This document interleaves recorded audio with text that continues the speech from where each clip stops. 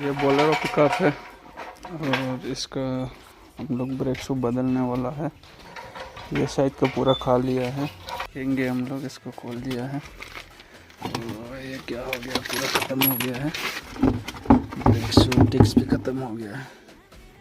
इसको डिस्क बदलेंगे, brake shoe बदलेंगे, ठीक है, और आप लोग को दिखाएंगे। ये खोल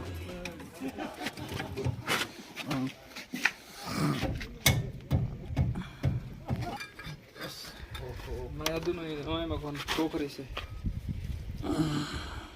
वीडियो तो भी पूरा